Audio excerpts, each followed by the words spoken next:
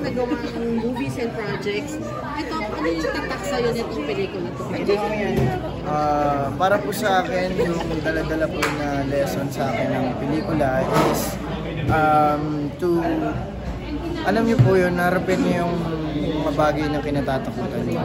Huwag kayong matakot sa, alam niyo yun, kagaya ng sinabi ko kanina, yung huwag kayong matakot sa kamatayan.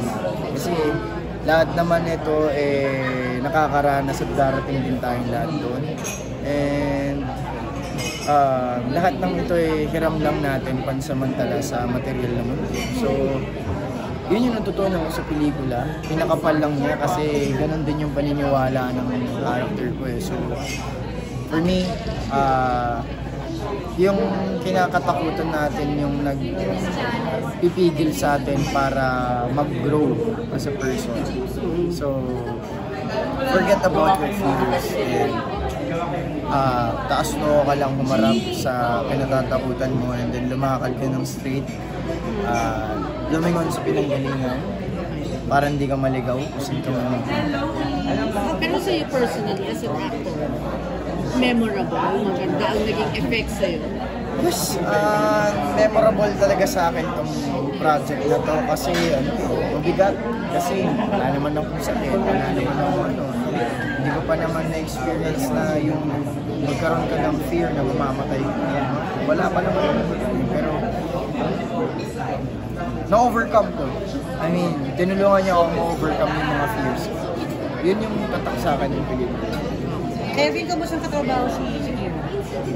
Yun, kagaya rin ulit na sinabi ko kanina, she's generous and professional. Meron siyang respeto sa direction ng director at sa mga co-actors niya. Meron siyang respeto sa kung ano man yung kalalabasan o gagawin ng dalawa sa eksena, which is may guidance ni Direk Cathy. Kasi kanina may what if?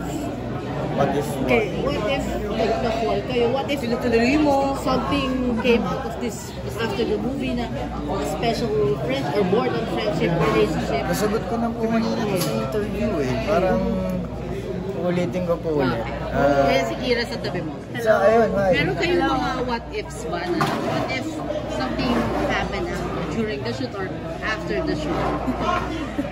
Meron ba kayo mga ganon? Or nung time kasi na yun, parang hindi namin masasabi kung kami ba talaga yung nagtatanong ng mga bagay na yun. Kasi since nandun kami sa character na immerse namin mabuti, hindi namin masigurado kung kami ba talaga yung magtatanong nun or yung sa trabaho namin nang gagaling.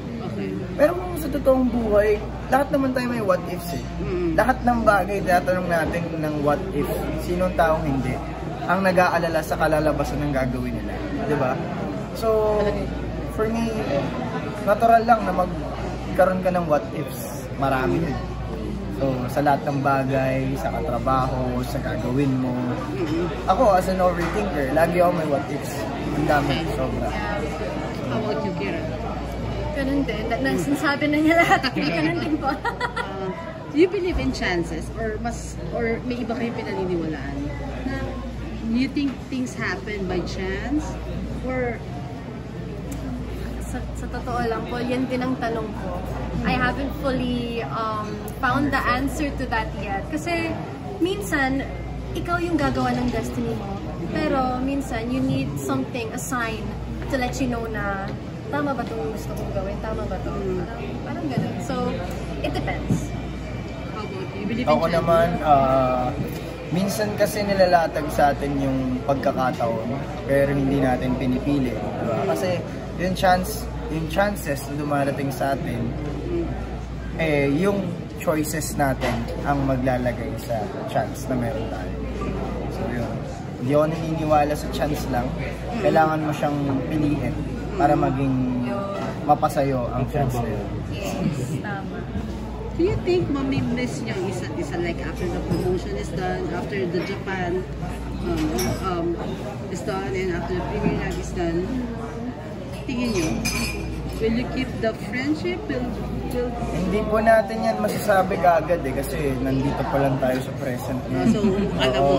Kasi wala po talaga kaming idea kung ano yung pwede pang mangyari. Pero para sa akin, kung ano man yung dalhin,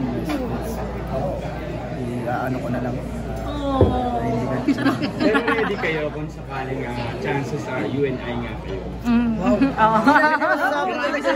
Yes, that's the big question. From Sino may piso dyan? Teka.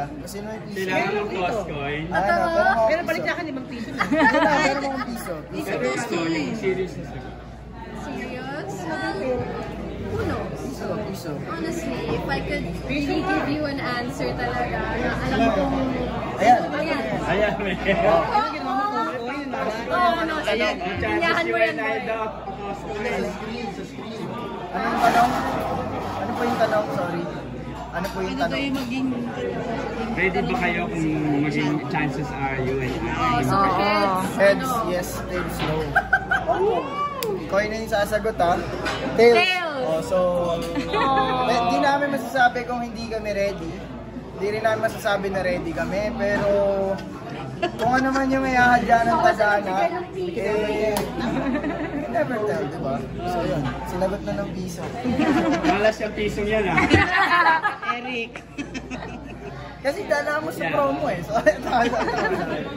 so yun. Totoo naman yung sagot namin. Congrats again. Na-save kayo ng piso. Ayun na yung yung tagana.